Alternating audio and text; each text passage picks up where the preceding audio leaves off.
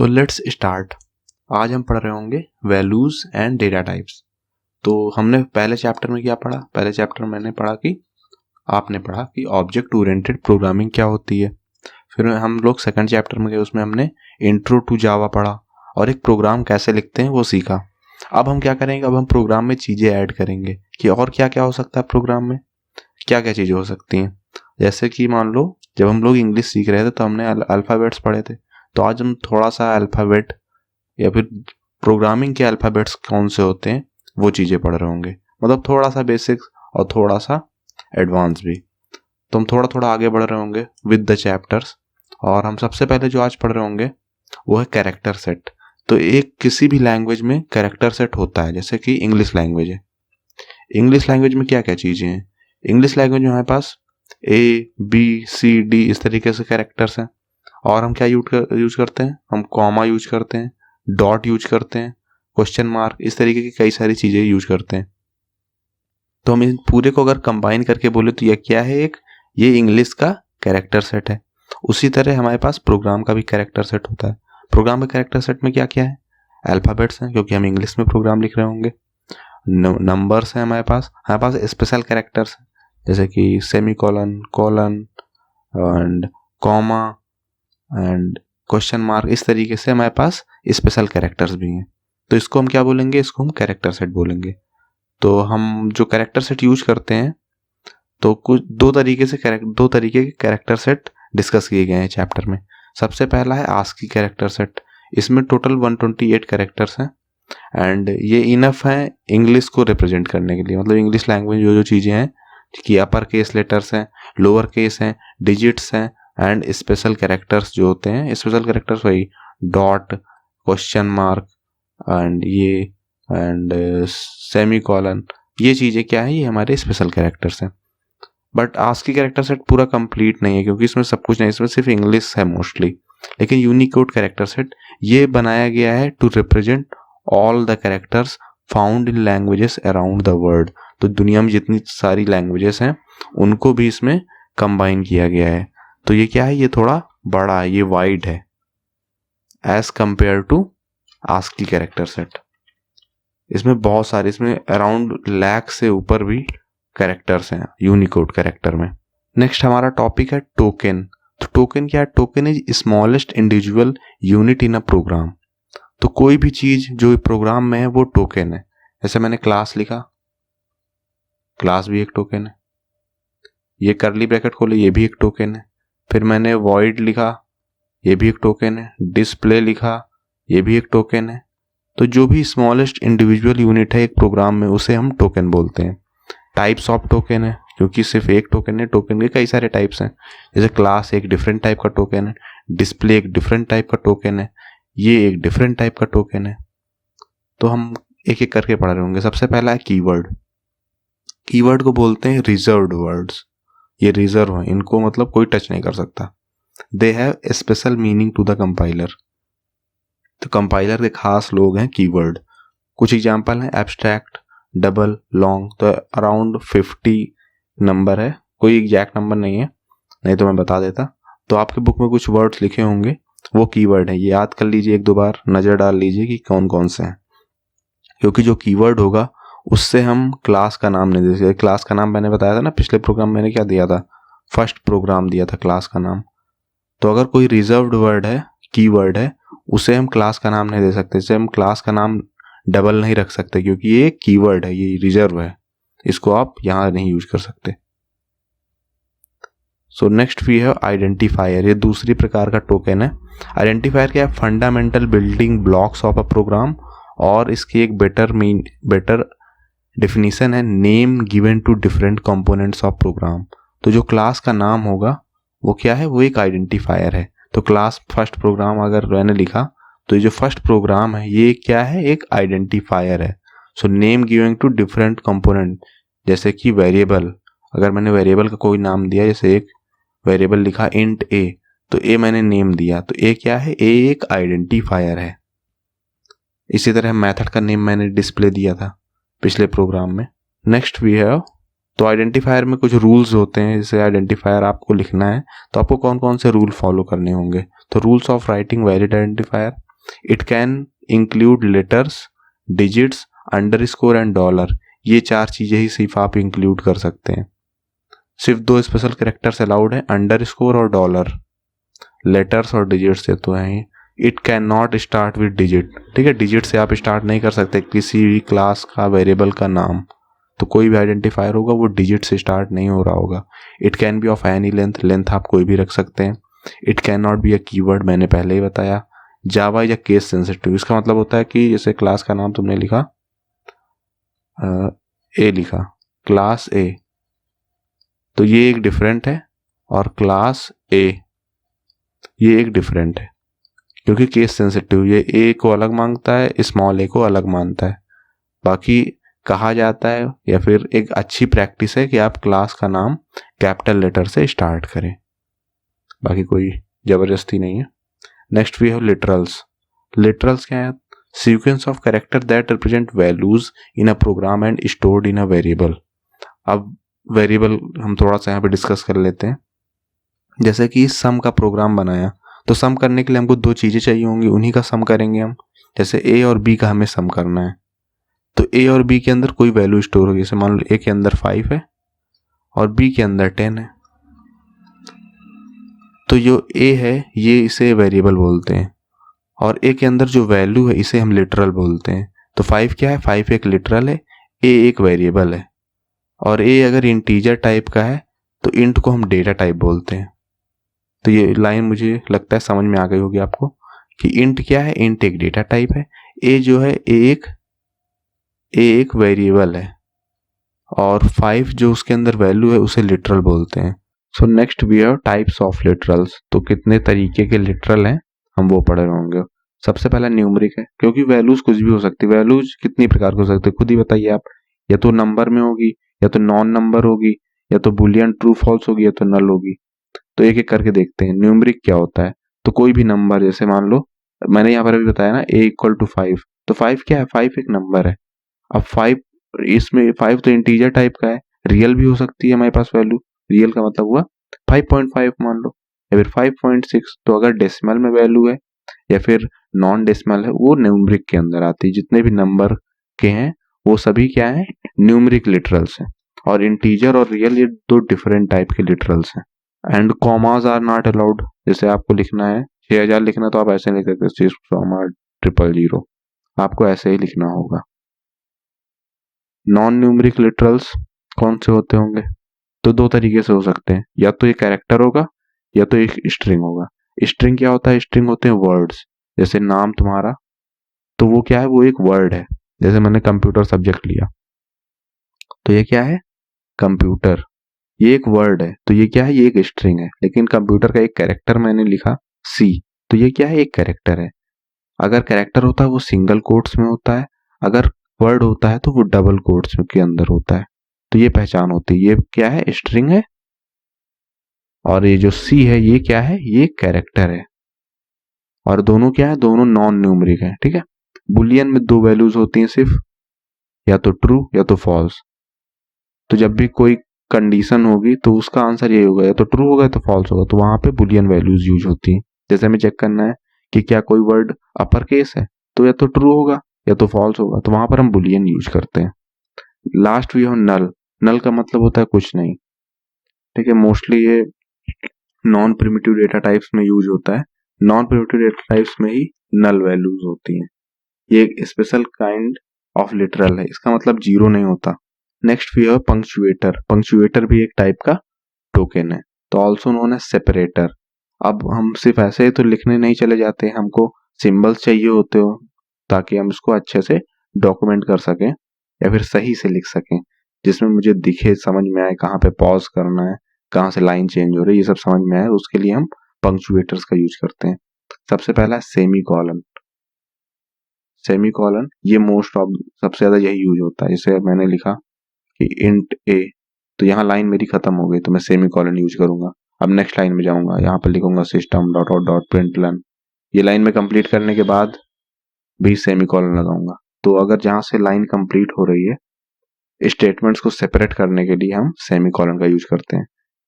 Use इसका क्या है वो आप बुक से पढ़ लीजिएगा, मैं यहाँ पर एक्सप्लेन किए दे रहा हूँ। कॉमा क्या है? जैसे मैंने दो डेटा टाइप्स लिखे, इंट ए और फिर मान लो जो बी भी लिखना होगा तो मैं कॉमा लगा के सेपरेट करूंगा। तो दो डेटा टाइप्स बन गए बी और ए, किस टाइप के, इंट टाइप के। दो वेरिएबल्स बने ए और बी, किस टाइप के, इंट टाइप के। इस तरह मैं कैर भी लिख सकता हूँ। तो ये भी आप सब पढ़ेंगे आगे कि इंट क्या है, कैर क्या है। नेक्स्ट वी हैव कॉमा, हाँ कॉमा तो एक्सप्लेन कर दिया। Next we have curly brackets. तो अगर क्लास को ओपन करनी हुई या फिर मुझे फंक्शन को ओपन करना हुआ तो वहां पर हम करली ब्रैकेट्स का यूज करेंगे, ये ओपन करने के लिए और ये क्लोज करने के लिए। Next we have parenthesis. Parenthesis ये वाले ब्रैकेट्स होते हैं। जैसे फंक्शन मोस्टली यूज होता है वाइड, मान लो मुझे फंक्शन लिखना हो तो वाइड डिस्प्ले, तो यहाँ पर फंक्शन को डिफाइन करने के लिए पैरेंथेसिस यूज हुआ। Next we have square brackets. ये एरे में यूज होते हैं सबसे ज्यादा। कोई एरे, अब एरे क्या है वो हम आगे एक सेपरेट चैप्टर है पूरा कंप्लीट, उसमें एरे पढ़ रहे होंगे। तो एरे के लिए ये यूज होता है, एरे को डिक्लेयर करने के लिए स्क्वायर ब्रैकेट्स यूज होते हैं।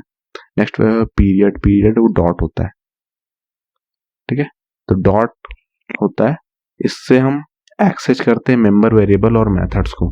तो कई सारे जब हम ऑब्जेक्ट्स बना देते हैं तो किस ऑब्जेक्ट की हेल्प से अगर हमको कोई मेंबर वेरिएबल या फिर मेंबर मेथड एक्सेस करना पड़ा तो वो क्या होता है, वो हम पीरियड यानी डॉट की हेल्प से एक्सेस करते हैं। So this was all about punctuators. Next we have operators. Operators are symbols that are used to perform arithmetic और logical operation. तो प्लस माइनस ये सब चीजें क्या है, ऑपरेटर्स के अंदर आती हैं। यूनरी ऑपरेटर जो कि एक सिंगल वर्ड पर यूज होता है, जैसे प्लस, जैसे 5 है ए की वैल्यू, तो माइनस ए क्या होगा, माइनस ए का मतलब होगा -5। Next we have assignment operator. किसी को कोई वैल्यू असाइन कर, यहाँ पर हम असाइन कर रहे हैं 5, ए में क्या डाल रहे हैं हम, ए में 5 वैल्यू डाल रहे हैं, तो ये क्या है, एक असाइनमेंट ऑपरेटर है। Next we have arithmetic operator. जैसे plus, multiply, divide, mod, minus. ये यूनरी ऑपरेटर डिफरेंट है, ठीक है। यूनरी का मतलब हुआ सिर्फ साइन चेंज करने के लिए यूज हो रहा है, दो ऑपरेंड्स नहीं इन्वॉल्व। जैसे ए प्लस बी करना है तो ये जो प्लस है ये बाइनरी है, ये दो ए और बी पे वर्क कर रहा है, लेकिन प्लस बी इसका मतलब हुआ सिर्फ एक पर वर्क कर रहा है। तो ये यूनरी प्लस और बाइनरी प्लस दो डिफरेंट चीजें हैं। यूनरी ऑपरेटर अलग है और ये जो अरिथमेटिक ऑपरेटर है ये अलग है। ये दो पे वर्क करता है जबकि यूनरी सिर्फ एक पे वर्क करता है। नेक्स्ट है रिलेशनल ऑपरेटर। रिलेशन जानने के लिए दो के बीच में कि कौन ग्रेटर है कौन लेस है, उसके लिए हम रिलेशनल ऑपरेटर यूज करते हैं, जैसे लेस देन, ये ग्रेटर देन, ये लेस देन, या फिर greater than, less than, equal to, greater than, equal to. तो ये खुद से देख लीजिएगा। नेक्स्ट है इंक्रीमेंट डिक्रीमेंट। प्लस प्लस जो होते हैं या फिर माइनस माइनस जो होते हैं, जैसे ए है, ए प्लस प्लस मतलब ए की वैल्यू 1 से इंक्रीज हो जाएगी, ए माइनस माइनस इसका मतलब हुआ 1 से डिक्रीज कर जाएगी।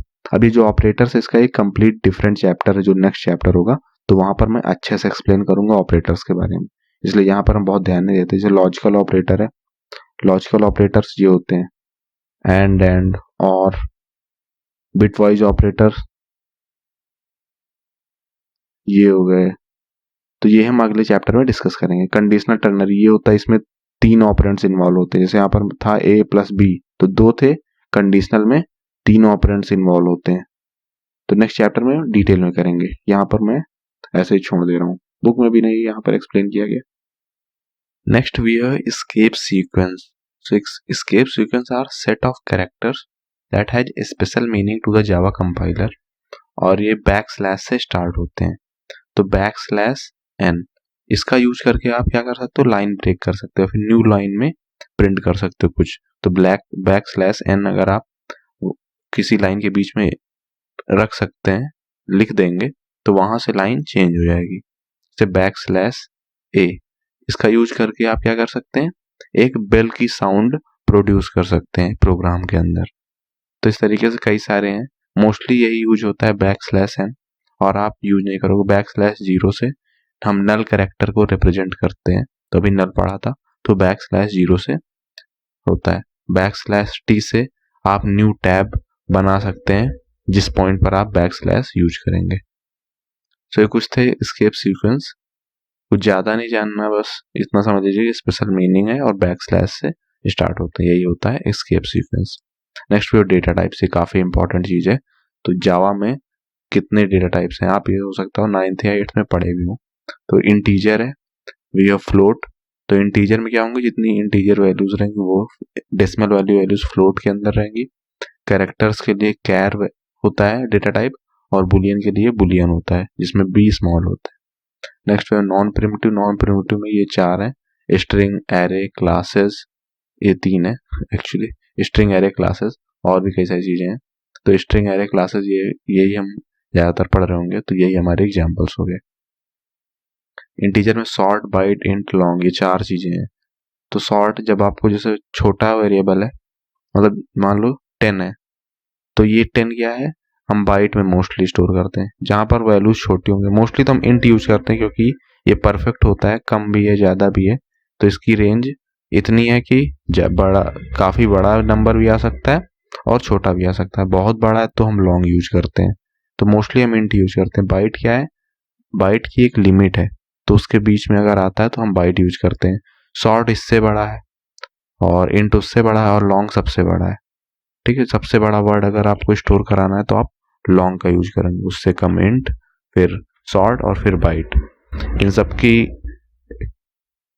एक रेंज होती है और इन सब का साइज होता है। तो अब सबसे पहले प्रिमिटिव डेटा टाइप और नॉन प्रिमिटिव डिफरेंस क्या वो पढ़ लेते हैं, फिर इसके बारे में डिस्कस करेंगे। So we have primitive data type and non primitive. तो data type which are built in, तो जो बिल्ट इन होते हैं जावा में, इन्हें हम प्रिमिटिव डेटा टाइप्स बोलते हैं। 8 प्रिमिटिव डेटा टाइप्स हैं, byte, short, int, long, float, double, boolean. ये हमारे पास 8 डेटा टाइप्स हैं।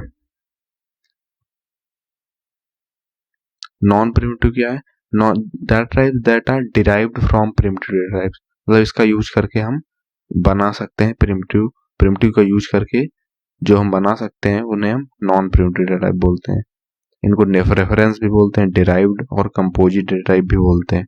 तो एरे क्या होता है, एरे कॉम्बिनेशन ऑफ वैल्यूज होता है। जैसे एरे ये होती है एरे। जैसे मान लो हमको लिखना है 10, 15, 20, 100।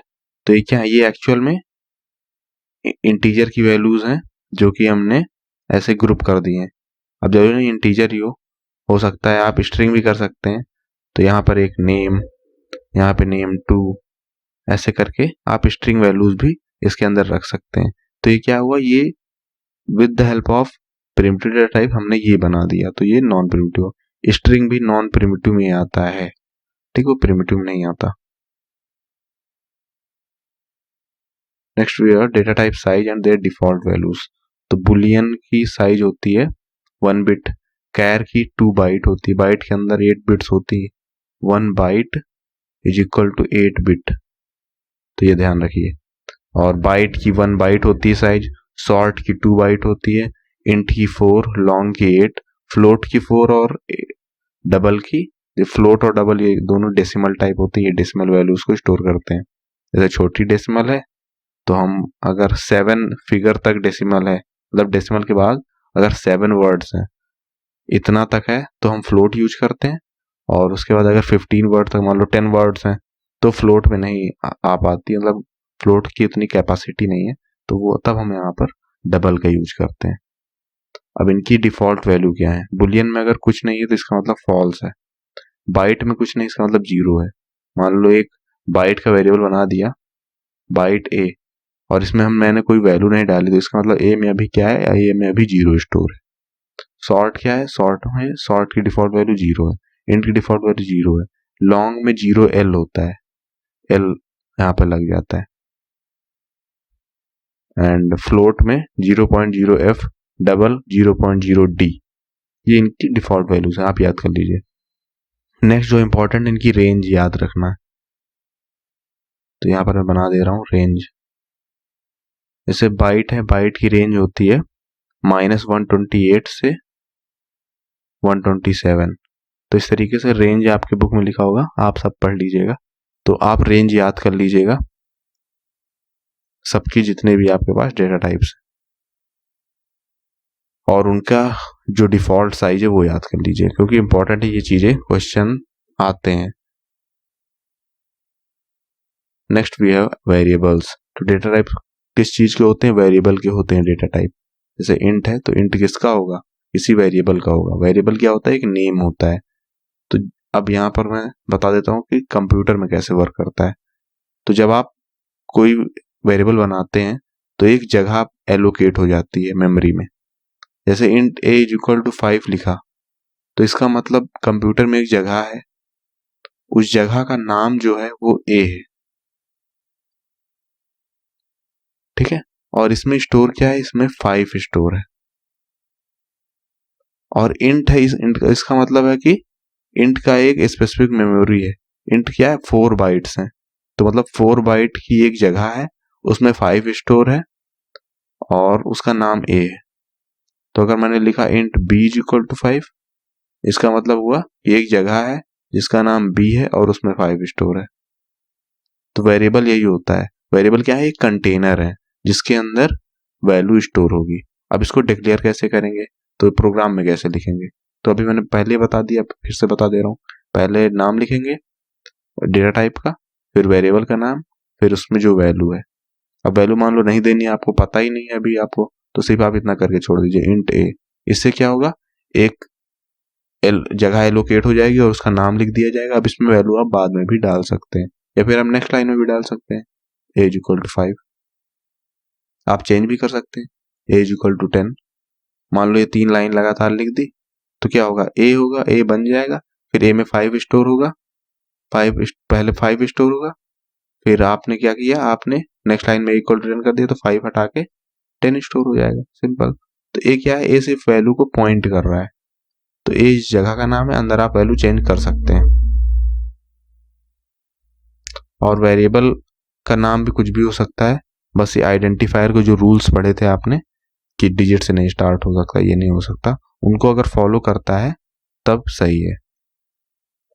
और मैंने ये तो बता दिया कि इनिशियलाइजेशन और डिक्लेरेशन आप एक साथ भी कर सकते हैं और अलग अलग भी कर सकते हैं, जो कि मैंने बता दिया कि आप ये भी लिख सकते हैं int a is equal to 5, या फिर आप ये भी लिख सकते हैं पहले आप इंट a बना दीजिए, नेक्स्ट लाइन में a इज इक्वल टू 5, आप ये भी कर सकते हैं।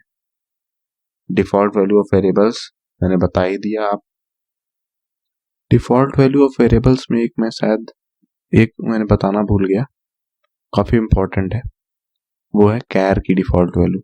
तो कैर की डिफॉल्ट वैल्यू होती है \u और उसके बाद 4 0। तो ये कैर की डिफॉल्ट वैल्यू होती है। बाकी तो मैंने बता ही दी और खुद से भी देख लीजिएगा। इसके बाद है कॉन्स्टेंट्स, हमको पढ़ने थे उन्हें, तो कॉन्स्टेंट्स हम लोग पढ़ रहे होंगे। तो कांस्टेंट कुछ ऐसी चीजें होंगी, कुछ ऐसे वेरिएबल्स होंगे जिनकी वैल्यू आप चेंज नहीं करना चाहेंगे पूरे प्रोग्राम में, तो उन्हें हम कांस्टेंट्स बोलते हैं। तो मान लो पाई की वैल्यू है, पाई की वैल्यू तो 3.14 ही होती है, तो पूरे प्रोग्राम में ये तो चेंज नहीं होगा। मान लो मैंने एक वेरिएबल लिया int b is equal to 10, अब मान लो बाद में इसको मुझे मन हुआ कि 10 नहीं इसको 15 लेना है, तब तो मैं चेंज कर दूंगा b इक्वल टू 15। तो ये एक वेरिएबल हुआ, इसकी वैल्यू वेरी कर रही है। लेकिन कांस्टेंट होते हैं जिनकी वैल्यू हमें चेंज करने की जरूरत है ही नहीं पूरे प्रोग्राम में, तो हम उन्हें कांस्टेंट बोलते हैं। तो कांस्टेंट को हम कैसे बनाते हैं?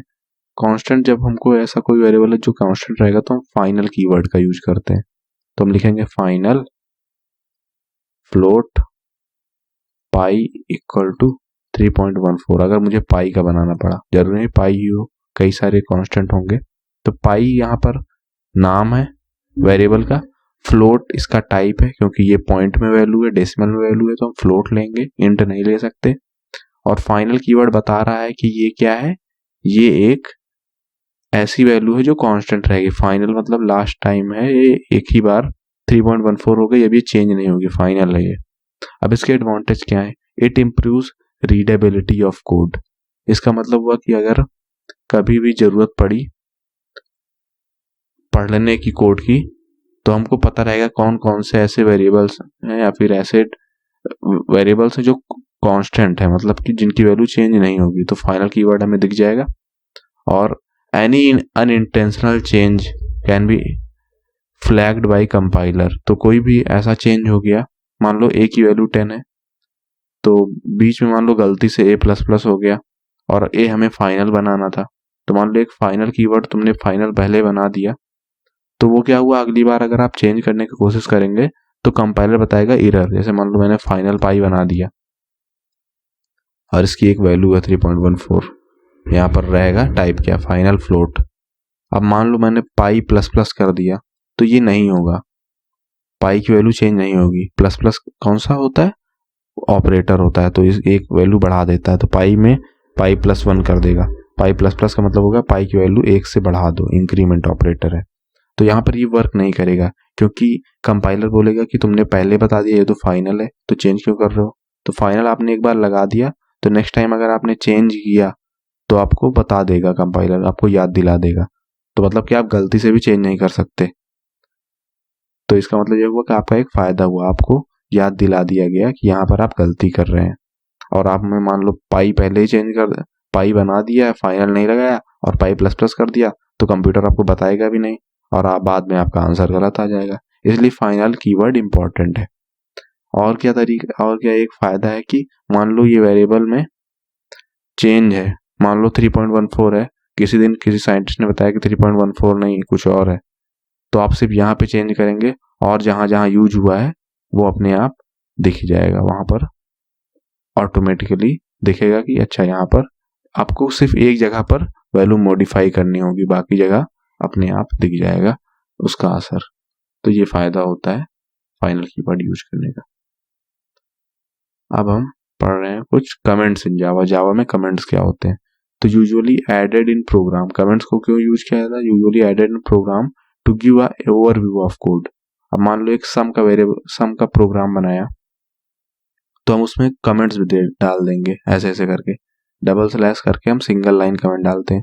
तो ये क्या होता है, ये these are included by compiler. तो जो कमेंट्स होते हैं उस पर कंपाइलर ध्यान नहीं देता, मतलब वो प्रोग्राम का हिस्सा होते हैं लेकिन वो कंपाइल भी नहीं होते, चेक भी नहीं होते। कमेंट्स में आप कुछ भी लिख सकते हैं, लिटरली कुछ भी, और आप कुछ भी लिख सकते हैं और वो उस पर कंपाइलर ध्यान नहीं देता। जो प्रोग्राम चेक कर रहा होता है कंपाइलर, वो ध्यान नहीं देता। और उसमें हम वो चीजें लिखते हैं ताकि हम दोबारा अगर प्रोग्राम देखें तो हमको याद आ जाए कि इस लाइन का मतलब क्या था। कुछ ऐसी चीजें होंगी जो, जैसे आपने प्रोग्राम लिखा तो आपको पता है कि आपने क्यों लिखा था, तो हर लाइन पर आप अगली बार देखेंगे तो आपको याद आ जाएगा, अच्छा ये प्रोग्राम में ये लाइन इसका मतलब ये था, तो आपके लिए आसानी रहेगी दोबारा पढ़ने में। और ये कई तरीके के होते हैं। एक होता है सिंगल लाइन, तो डबल स्लैश से स्टार्ट होता है। अगर एक लाइन का आपको कमेंट है, थोड़ा बड़ा कमेंट है आपका, तो आप मल्टी लाइन कमेंट यूज करेंगे।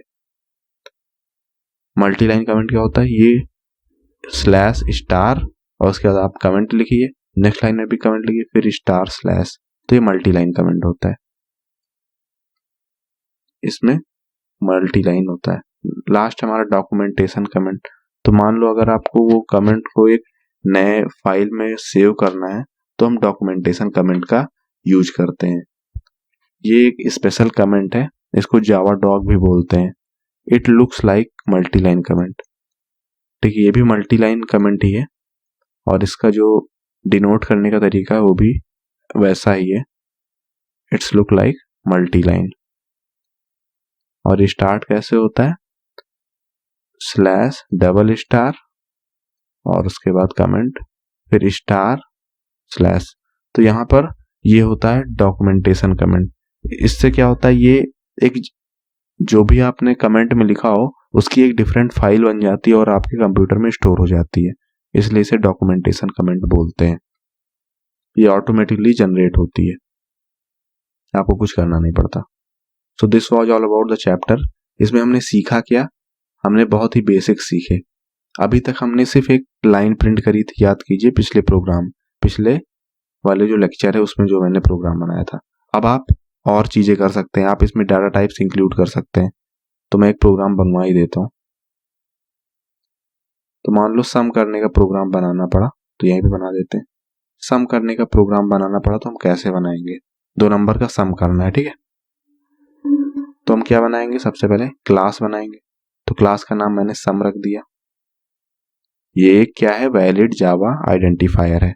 फिर मैंने बनाया पब्लिक वॉइड मेन, मैंने मेन फंक्शन बनाया, इसमें स्ट्रिंग आर्क्स सब कुछ लिख दे रहा हूं।